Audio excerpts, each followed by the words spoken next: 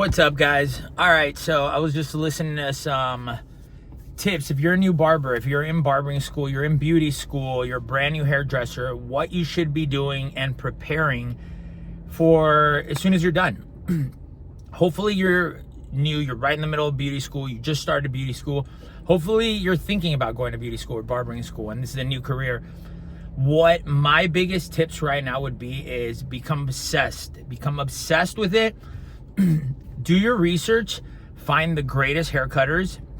Find somebody who you want to be like. Somebody you want to charge as much. Find your style right now, and try a little bit of everything. I don't mean like go do perms and stuff like that, unless that's what you want.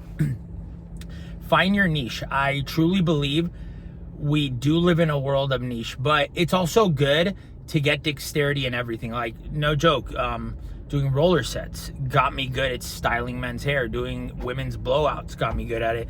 So do your research, become obsessed. Like, anytime like I was into skateboarding or music, I geeked out. I found the best skateboarders. I found, the best musicians. Who were my favorite bands? What did I want to sound like? So now, how do I want to style? How do I want to cut hair?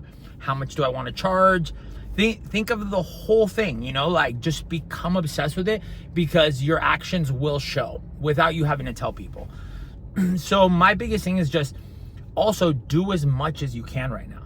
The second that you get out of beauty school, the second you're a licensed barber or cosmetologist, people are gonna think you're as good as me that's been doing hair for 15 years. Like, that's just how it looks to them. But they're like, oh, you have your license, you're in Floyd's, even though you've been 6 months out of school, you work at the shop, you should be able to do a fade and style and like know how to texturize, thin out hair, whatever you want to do, point cut, razor cut, do anything. So now is the time to really get as much in hands-on. And also, I'm huge on assisting. I think a lot of people underestimate that, and you guys see a lot of us now in our own studios, but a lot of people like think that just because they can do one dope haircut, they're as good as other people. But this whole thing is a business. It's a game. It's more than just doing one piece of art. It's like, don't be a one-hit wonder. Don't be somebody that can just write one song, because you're not gonna get royalties on haircuts. Like, you do this one haircut once and that's it. You got to recreate it again and again for years, for decades, especially if you want longevity in this career and you want to enjoy it and not be burnt out and stay passionate. So right now, my biggest suggestion is you do as many people as you can. Even if you're in beauty school, tell your clients, come in, do that shit for free. I tell everybody, I'm like, I had to give 1,000 free haircuts before I could charge $150, so give them away. And even like, do it as much as you can. Try to have a part. Also, like, I loved when I was in beauty school having a part-time job in sales. Sales was really great because it got me very comfortable getting in people's faces and showing them a great product or talking about a great product. I worked at Nordstrom for 4 years while I was going through cosmetology school. And I remember my boss, like, my first day on the floor was like, all right, you see that couple walking out and look at those jeans, go talk to them. And she'd push my back. I'd be like, don't push me. I'm going to go. And I was nervous.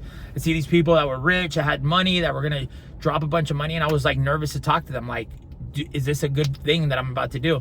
But it got me really comfortable. It's almost the negativity, not the negativity, it's the rejection. The constant rejection gets you okay with it, because you're almost in the beginning gonna beg people. Like, I don't think I ever paid anybody to get my haircut, but I swear to God, you're gonna feel like it's gonna feel like that sometimes. You're gonna be like, dude, I'll give you $10 if you let me cut your hair. And even if you don't have people, spend your money, buy mannequin heads. You can find mannequin heads for $30 and use them up. Do a long cut, then cut it in, do a long layers, then do a shorter mid-shoulder length, then do a little bob, then turn that into a textured messy pixie, then turn that into a fade. You can get like 5 haircuts out of a mannequin head, and each one should take you like an hour. So I think that $30 will get you good at dexterity, holding hair, keeping your scissors in your hands. Become obsessed. Talk to everybody about it. Like, I remember I had business cards on me, have digital QR codes now, show them to everybody, show everybody your work, everything in the beginning. So I think that that's probably my best advice. I just wanted to do this video. I got inspired by listening to this clip right now while I was driving about what you should be doing your first year into cutting hair, into barbering, into cosmetology. And one thing that helped me out tremendously in the long run was just becoming obsessed with it, you know, like force yourself, be like, this is the new craft I want to study, and give yourself, like, you know, I still tell everybody, I'm like, the first couple of years are going to be tough. All of us that became successful hairdressers, we have really thick skin, and we had to take a lot of rejection, because you still think you'll do something great on somebody, and somebody might not like it, you know, it might not be their cup of tea. So you got to like take that, move forward with it. You know, you'll go home and you'll fucking still laying in bed thinking about a haircut that somebody may not have been, and again, they might not tell you they weren't happy with it, but sometimes, like, when you start doing a lot of people, you get that feel where they're genuinely happy, or if they're just like whatever about it, you know. So become obsessed, do it as much as you can, you know, learn everything you can about it, find the hairdressers that you want to mimic or maybe be like, or be as successful as the style of stylist you want to be. And yeah, and good luck, guys. I love these videos. Tell me if you guys have any questions where you are in your beauty career. Hit the like button. You know, it's probably going to help these videos. I love, more than anything than doing hair, I love talking about hair and showing you guys how this wasn't luck and this was very strategic.